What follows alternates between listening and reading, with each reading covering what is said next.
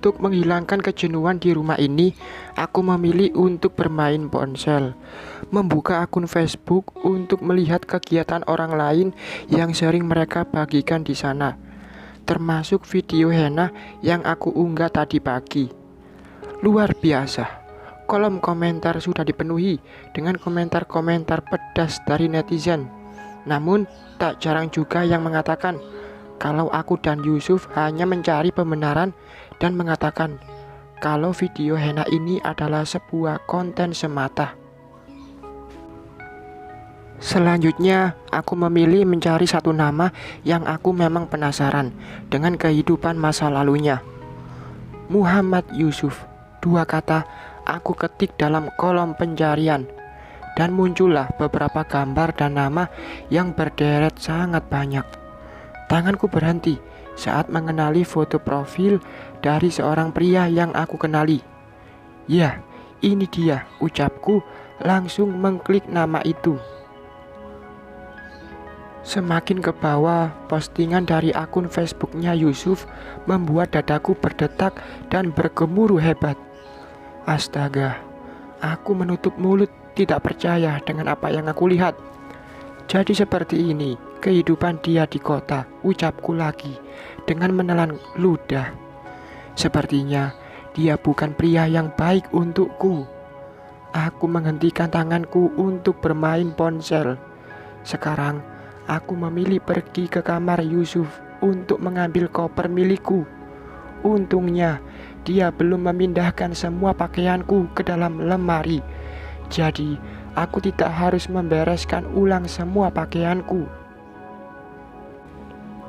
Loh, Rin, mau kemana? Yusuf yang baru saja pulang, dia kaget saat melihatku yang keluar dari kamar dengan menyeret koper. Aku mau pulang ke rumah Abah. Sebaiknya kita akhiri pernikahan ini. Kita tidak cocok, ucapku, seraya terus berjalan.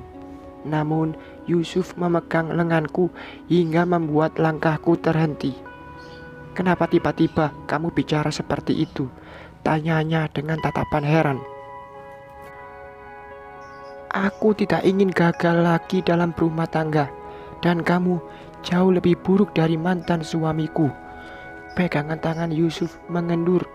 Detik itu juga aku bisa lepas dari cekalan pria itu dan pergi dari hadapannya. Mungkin ini adalah jawaban dari keraguanku. Arini, tunggu dulu, Arini. Yusuf terus saja mengejarku hingga akhirnya dia berhasil mencekal pergelangan tanganku. Saat aku sudah sampai di ambang pintu. Bukan seperti ini caranya untuk menyelesaikan masalah, Rin. Tidak dengan pergi begitu saja. Mari kita duduk bersama dan saling bicara. Aku rasa tidak perlu, Pilihanku untuk pergi mungkin memang yang terbaik. Aku tidak ingin mengusik hidupmu dan kesenanganmu. Aku harus pergi. Tidak. Yusuf mencekal lenganku semakin kuat. Matanya begitu tajam melihatku. Kita belum bicara. Kita belum membahas apa yang menjadi pokok masalah. Kamu pun belum mengatakan apa yang membuatmu ingin pergi. Aku mengalihkan pandangan saat Yusuf menatapku semakin lekat. Aku takut pendirianku goyah. Rin, tidak baik mengambil keputusan dalam keadaan marah. Mari kita duduk dan saling terbuka. Tanyakan, katakan apapun yang ingin kamu tahu. Ungkapan apa yang membuatmu ingin mengakhiri pernikahan kita ini? Ujar Yusuf. Kini kedua tangan Yusuf sudah berhasil menguasai kedua tanganku. Entah mantra apa yang dia gunakan hingga akhirnya aku luluh dan ikut kembali masuk bersamanya. Didudukinya aku di sebelah dia dengan tangan yang tak lepas dari genggaman. Coba katakan dengan perlahan, di mana letak salahku, kurangku, hingga tak pantas untuk bersanding denganmu. Lagi Yusuf memberikan waktu untuk aku bicara. Namun aku masih diam 1000 bahasa. Jujur, melihat semua tentang Yusuf tadi, hatiku marah, dadaku sesak, membuatku sulit untuk bernafas lega. Katakan, Rin, ulang Yusuf untuk yang kesekian kalinya. Semua berawal dari sini. Aku melihat kehidupanmu di kota, dan itu membuatku tidak yakin jika kamu bisa menjadi imam yang baik untukku. Aku memberikan ponselku dengan setengah melempar ke pangkuannya. Yusuf mengambil ponselku. Ia membuka dan melihat apa yang tadi aku lihat. Allahu Akbar, serunya dengan mengusap wajah dengan kasar. Jadi, karena masa laluku yang membuatmu ingin mengakhiri pernikahan yang baru saja berumur 1 hari? Tanyanya dengan mengerutkan kening. Aku mengangguk tanpa ada senyum yang menghiasi bibirku. Ya, inilah kehidupanku. Dulu aku memang seperti ini, ujarnya kemudian. Bukan dulu, mungkin sekarang pun masih, tapi belum ada yang mengetahuinya di sini. Yusuf mengalihkan pandangan dari ponsel ke wajahku. Seulas senyum dia suguhkan, tapi tidak membuatku terkesan. Hatiku terlanjur kecewa dengan melihat peringai dia yang sebenarnya. Bagaimana aku bisa menerima jika di foto yang dia unggah di akun Facebooknya adalah foto-foto tak senonoh dia dengan banyak wanita? Bukan hanya 3, mungkin lebih dari 10 wanita yang berbeda yang berpose nakal dengan dirinya. Bukan hanya itu saja, aku juga melihat jika ternyata dia adalah pecandu minuman beralkohol. Hampir di setiap postingannya ada minuman keras yang dikenal haram itu. Menjijikkan. Rin, coba kamu lihat. Yusuf menarik tubuhku hingga aku semakin dekat dan rapat dengannya. Perhatikan baik-baik. Di sini, tahun terakhir aku membagikan foto-foto ini ialah 5 tahun yang lalu. Artinya, akun ini sudah sangat lama tidak terpakai. Aku mengambil ponsel dari genggaman Yusuf, mendekatkan ponsel dengan wajahku untuk memperjelas penglihatanku. Benar saja, foto terakhir Yusuf dibagikan 5 tahun yang lalu. Kamu mau tahu kenapa aku bisa terjun ke dunia gelap itu? Dan kenapa sekarang aku bisa berada dan tinggal di sini? Tanya Yusuf dengan menatapku lekat. Tidak ada lagi tatapan tajam yang membuatku takut. Ada juga tatapan lembut yang membuatku terhanyut. Mau dengar ceritanya? Tanya Yusuf lagi. Akhirnya aku pun menganggukkan kepala. Dirangkulnya pundakku agar bersandar di dada bidangnya. Kemudian ia mulai menceritakan kehidupan di masa lalunya. Pov Yusuf, dari mana kamu? Mabuk lagi, main perempuan. Masih ingat pulang juga kamu ternyata. Suara pria yang tengah duduk bersandar di sofa membuat langkahku terhenti. Kulihat jam yang melingkar di pergelangan tanganku sudah menunjukkan pukul 2 dini hari. Pantas, ayah marah padaku karena pulang terlalu larut. Sudah mendekati pagi malah. Aku lelah ya, mau tidur, ucapku kembali, berjalan ke arah tangga. Kamu memang anak yang tidak berguna, Yusuf. Menyesal aku menamaimu dengan nama 2 nabi dalam 1 namamu. Harusnya dulu kau kukasih nama Fir'aun. Ayah, kenapa kotor sekali? Kata yang keluar dari bibir ayah. Dia anak kita ya. Perempuan bergelar ibuku datang menambah kebisingan ruangan ini. Mendapatkan perlakuan buruk dari ayah sudah bukan hal yang baru bagiku. Kata-kata umpatan yang kasar dan menyakitkan pun sudah menjadi makanan sedari aku kecil. Tidak ada kedamaian untukku di rumah ini. Tidak ada yang namanya rumahku adalah surgaku. Bagiku, semua yang berhubungan dengan ayah adalah bagai neraka yang menyiksa. Tanyakan kenapa aku berkata seperti ini pada anakmu, Mah. Semakin hari kelakuannya semakin tidak terkendali, memalukan. Terus maunya ayah aku harus gimana? Seperti ayah, kataku dengan bersih dekap dada. Ya, tentu saja. Kalau kau memang anakku, bersikaplah sepertiku. Tinggalkan teman-teman begajulan yang tidak membawa manfaat untukmu itu. Aku menyeringai melangkah semakin mendekati ayah. Bukankah selama ini pun aku sudah seperti ayah? Bermain dengan banyak wanita adalah salah satu bukti jika aku memanglah mewarisi sifat ayah. Yusuf, tangan ayah melayang dan mengenai pipiku. Aku meringis tapi tidak menangis. Ini sudah biasa. Tubuhku kebal oleh pukulan dari tangan pria itu. Ayah, hentikan. Kenapa ayah selalu menyiksa putraku? Mama meraung dengan memeluk tubuh ini. Karena dia tidak sopan. Itulah didikanmu yang selalu memanjakan dia. Dasar pembangkang. Berhenti! Aku berteriak tak kalah lantang dari kedua orang tuaku. Inilah yang membuatku tidak nyaman di rumah. Mereka selalu saling berteriak jika menyelesaikan masalah. Inilah alasan kenapa aku enggan pulang ke rumah. Inilah alasan kenapa aku selalu pulang jika penghuni rumah sudah terlelap. Aku benci dengan teriakan kalian. Aku muak dengan pertengkaran kalian, ucapku dengan amarah yang sudah membuncah. Aku masih sangat ingat awal hancurnya keharmonisan keluargaku ialah setelah ayah menghadirkan wanita itu. Dialah yang membuat aku dan ayah selalu tidak akur. Begitupun juga dengan mama. Dia berhasil menghasut ayah agar tidak lagi peduli terhadap aku dan mama. Setelah pertengkaran malam itu, aku keluar dari rumah dan hidup terkatung-katung. Tidur di mana saja, makan pun tidak teratur. Dan yang lebih parahnya lagi, aku tersesat di dunia yang menjijikkan. Entah berapa banyak wanita yang aku tiduri. Entah berapa banyak wanita yang masa depannya aku rusak.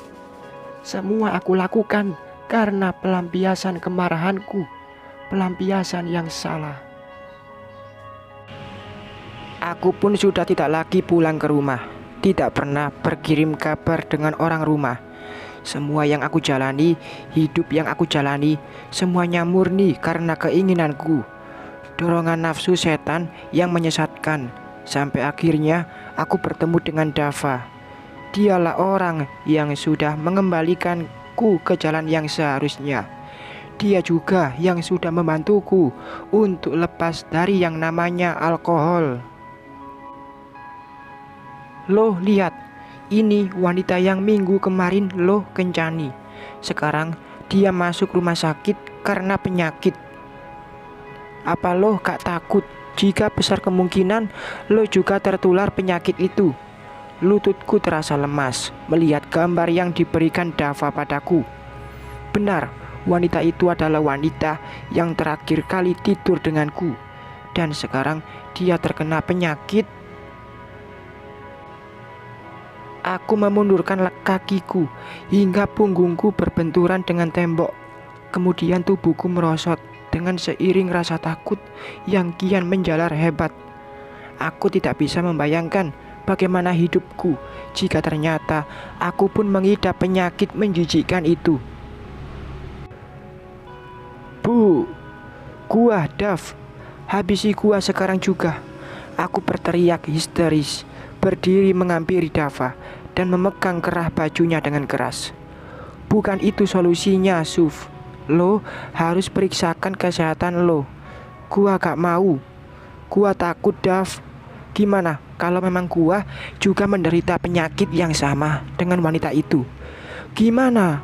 Coba dulu, kita gak akan tahu hasilnya jika lo gak periksa. Gua takut, Dav.